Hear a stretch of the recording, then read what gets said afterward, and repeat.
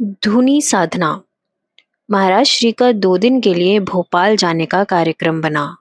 सेवा में मैं साथ था। वहां सायं तथा प्रातः लोगों का आना होता था। दोपहर के समय महाराज श्री के पास मैं अकेला होता था। शीलनाथ महाराज का विषय यहाँ भी चलता रहा। महाराज श्री। शीलनाथ महाराज का ध्यान करते ही उनकी प्रज्वलित धुनी आंखों के सामने आ जाती है। साधन काल के प्रारंभ से ही उन्होंने धुनी का व्रत ले लिया था तथा उसे 90 वर्ष तक की आयु प्राणपण से निभाया। वह धुनी की जलती ज्वालाओं के एकदम पास बैठा करते। वास्तव में यह धुनी अंतर में जलती आध्यात्मिक अग्नि का प्रतीक थी। बाहर की अग्नि से बाह्य भौतिक शरीर को तपाना तथा अंतर में जल रही अग्नि से मन को, वासना को, विकारों को, संस्कारों को तपाना। शीलनाथ जी के अंतर में वासना आदि काफी कुछ जल चुके थे, किंतु बचे खुचे विकार आदि भी जब तक शेष नहीं हो जाते तब तक असावधान कैसे हुआ जा सकता था। जब धुनी में ज्वालाएं प्रचंड रूप धारण करती थी तो अंतर की अग्नि भी भड़क उठती थी। तब शक्ति की क्रियाशीलता अत्यंत वेगवान हो जाती थी।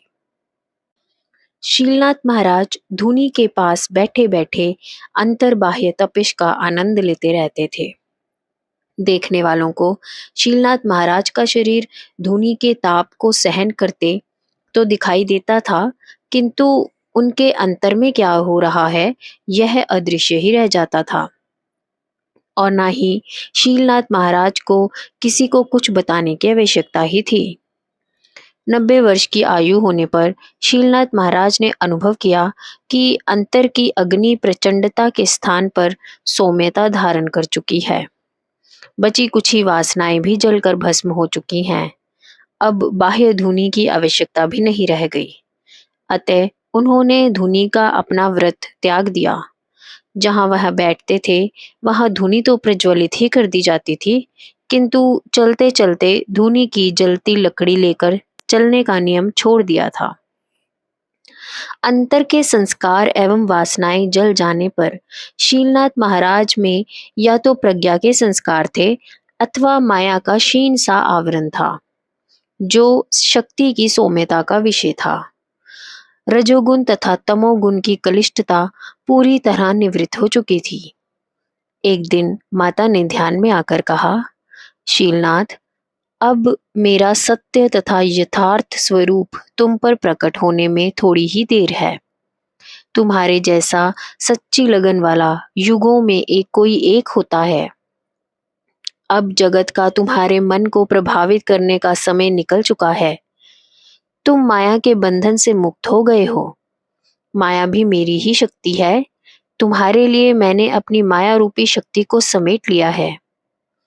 शीलनाथ महाराज ने चामुंडा माता के मंदिर की ओर देखते हुए दोनों हाथ जोड़े तथा साष्टांग प्रणाम किया। बोले, माँ, तेरा ही आसरा है। तू ही बंधन में डालती है, तू ही मुक्त करती है। दास पर कृपा बनी रहे। शीलनाथ महाराज कितनी ही देर साष्टांग प्रणाम की मुद्रा में पड़े रहे। आसन का महत्व। महाराज श्री ने बात को आगे बढ़ाते हुए कहा, योग मार्ग में आसन सिद्धि का साधन में विशेष स्थान है।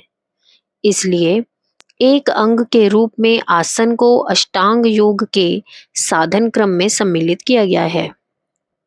यह ठीक है कि शक्तिपात के पश्चात साधन में पहले क्रियाएं होती हैं, जिसमें एक आसन स्थिर कर रख पाना कठिन होता है तथा ना ही ऐसा प्रयत्न करने का निर्देश दिया जाता है, किंतु साधन की परिपक्वता हो जाने पर क्रियाओं के सौम्य हो जाने से आसन सिद्धि होने लगती है। शीलनाथ महाराज साधन की प्रारंभावस्था से तो बहुत आगे निकल चुके थे। उनके कषाय बहुत कुछ निवृत्त हो गए थे। वह साधन की चरम अवस्था के समीप पहुंचते जा रहे थे। वास्तव में उन्होंने अधिकांश कार्य पूर्व जन्मों में ही कर लिया था। जिस कारण उनका आसन सिद्धि में आश्चर्यजनक विकास था। आसन की स्थिरता के साथ मन की निश्चलता एवं एकाग्रता का भी विकास होता जाता है। एकाग्र अवस्था को योग में संयम कहा है। यह संयम की स्थिति ही सिद्धियों की प्रदाता है। शीलनाथ महाराज को कई सिद्धियां प्राप्त थी, जिसका अर्थ है कि वह संयम की स्थिति को पार कर चुके थे। योगी जो कुछ भी प्राप्त करता है आसन की स्थिरता में ही करता है। अष्टांग योग आसन के साथ साथ चलता है। आसन स्थिर होना चाहिए तथा सुख कर भी। सिद्धासन, पद्मासन एवं सुखासन कोई सा भी आसन लिया जा सकता है, किंतु अविचल तथा निश्चल अवस्था होना आवश्यक है। उसके लिए दीर्घ काल तक श्रद्धा पूर्वक साधन की आवश्यकता है। शीलनाथ महाराज जितने धूने के पक्के थे उतने ही आसन के भी पक्के थे। दिन भर एक आसन सिद्धासन पर बैठे रहते। कोई आ जाए तो उससे भी संक्षिप्त सी बात कर लेते थे। तदनंतर वृत्ति को अंतर की ओर मोड़ लेते थे। निरंतर आसन लगाए रखने से वृत्ति भी उनके अनुकूल हो गई थी। आसन तथा वृत्ति का गहरा संबंध है, इसीलिए योग मार्ग में आसन को इतना महत्व दिया गया है। महाराज श्री कहते चले गए, योग मार्ग में वर्णित 5 नियमों में से एक नियम सत्य है। सत्य विचार, सत्य व्यवहार, सत्य आचार एवं सत्य संभाषण। सत्य को योग का आधार कहा जा सकता है। जो व्यक्ति असत्य का आचरण करता है वह सत्य स्वरूप परमात्मा में कभी प्रतिष्ठित नहीं हो सकता। हमारे प्राचीन काल सभी ऋषि सत्यभाषी थे। यदि उनके मुख से कोई असत्य बात निकल जाती थी तो वह भी सत्य हो जाती थी। योग दर्शन में सत्य में प्रतिष्ठित हो जाने का फल सत्यनिष्ठ योग क्रिया तथा फल का आश्रय बन जाना कहा गया है। योग अहिंसा प्रधान मार्ग है। योगी किसी की अनिष्ट सोच ही नहीं सकता। हाँ, किसी को वरदान अवश्य दे सकता है। तपस्या काल के प्रारंभिक 40 वर्ष शीलनाथ महाराज ने मौन धारण किए रखा। इस बीच न बोले, न लिखकर बात की, न ही संकेत से अपने अंतर की बात को व्यक्त किया। इस अवधि में उन्होंने पर्याप्त चिंतन मनन किया, अपने अंतर को टटोला, अपने दोषों को तलाशा तथा शुद्ध स्वर्ण की भांति प्रकट हुए। मौन काल में तो असत्य भाषण का प्रश्न ही नहीं था। जब उन्होंने मौन तोड़ा तो सत्य में प्रतिष्ठित हो चुके थे।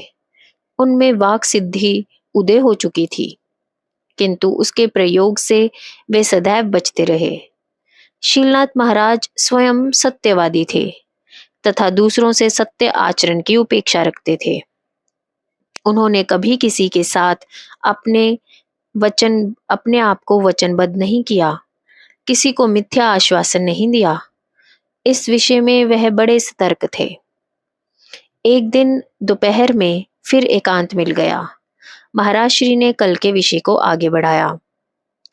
महाराज श्री, आजकल महात्माओं में मुक्त हस्त आशीर्वाद बांटने की प्रथा सामान्य बात है।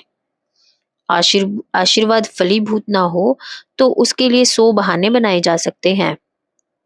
झूठा आशीर्वाद देना भी असत्य का आचरण ही है। शीलनाथ महाराज इस विषय में बहुत सतर्क थे। आशीर्वाद तो दूर रहा, उन्होंने किसी को अपने हाथ से प्रसाद भी नहीं दिया। कुछ लोग प्रसाद को ही आशीर्वाद मान लेते हैं तथा इससे मनोवांछित फल प्राप्त नहीं होने पर महात्मा जी को झूठा मान लेते हैं। शीलनाथ महाराज यदि किसी को कुछ बोल देते थे तो कैसा भी संकट आ जाए उस पर अटल रहते थे।